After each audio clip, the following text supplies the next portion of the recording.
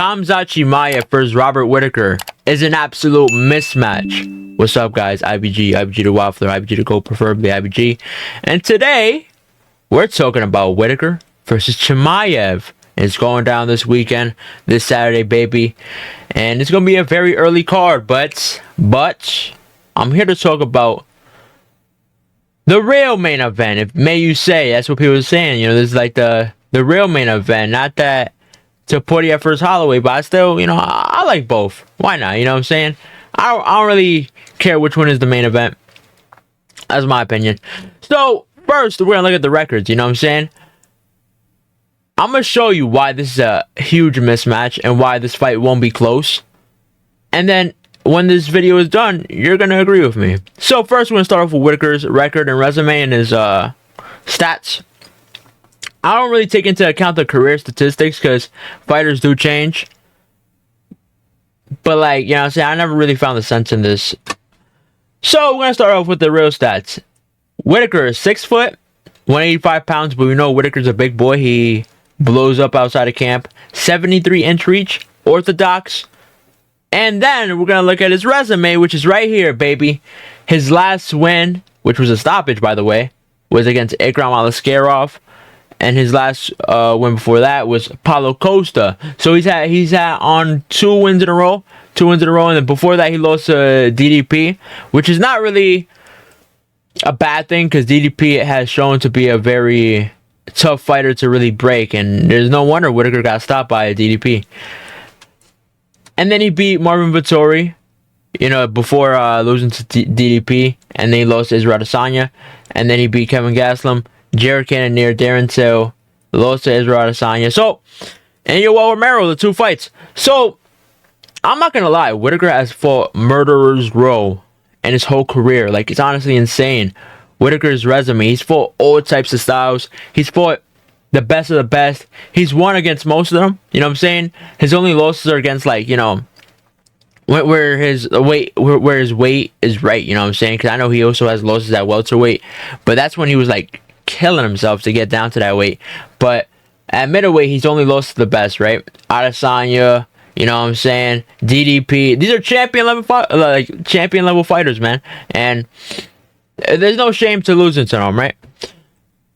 And all I gotta say is, man, Whittaker, he's not gonna see anything new. Khamzat doesn't have anything new to show Whittaker. What, his grappling? Whittaker has already faced all types of grappling, the best type of grappling. Like, what is Khamzat really going to show Whittaker that's new? You know what I'm saying? Then we go on to Khamzat's stats. 6'2", so he will be the taller man against Whittaker, 185 pounds. But we know how Khamzat is, you know what I'm saying? Fucking blows up outside of camp. 75-inch reach, has a longer reach than Whittaker. Orthodox, just like Whittaker. But that will play into Whittaker's favor. And then we'll look at his resume. I know resumes don't matter because, Islam versus Charles. Islam had the worst resume than Charles, and Islam still whooped Oliveira's ass. But I'm digging deep into this, So Khamzat's last win was against Kamaru Usman, but we also gotta add context to this. This was last year. So Khamzat has been inactive while Robert Whittaker has been active. Whittaker won't carry no ring rust into the cage this Saturday afternoon. Khamzat will. Khamzat before that beat Kevin Holland, Gilbert Burns, which he struggled in that fight, Li Jingliang, Gerald Mashit, Riz McKee, John Phillips. So there's obviously a difference in Khamzat's resume to Whittaker's resume. Khamzat hasn't fought murderer's row like Whittaker. You know what I'm saying? And if you're seeing a pattern here, then you've caught on. Because every time Khamzat faces somebody with elite fight IQ, who's elite, you know what I'm saying? Or just good. Whenever Khamzat faces a good fighter, like Gilbert Burns, what happened there? Khamzat got dropped. Khamzat struggled. He lost rounds. He took a lot of strikes to the head, a lot of big punches to the head. And he just barely won that.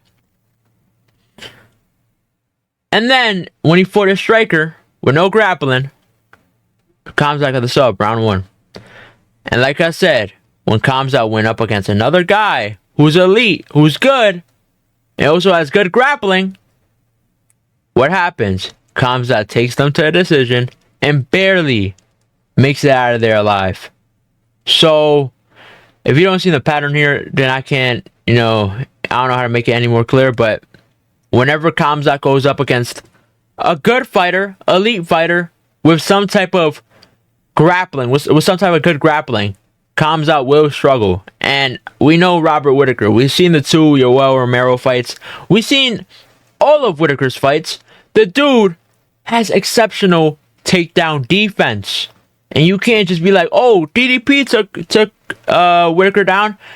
But after that was like the first time in Whittaker's career where he really got controlled like that. And let's be honest, DDP is also physically way stronger than Khamzat, you know what I'm saying? Like, even like mass, you see the size of DDP, he's a big boy, you know what I'm saying? No Diddy. So obviously DDP was able to control Whittaker like that. And like I said, Whittaker, he's on a revenge tour right now. Like, the dude, ever since losing to DDP, he's really been on it. You know what I'm saying? He was like, yo, fuck all this shit. I'm about to just smoke every motherfucker in my way. Vettori out of there. Paulo Costa out of there.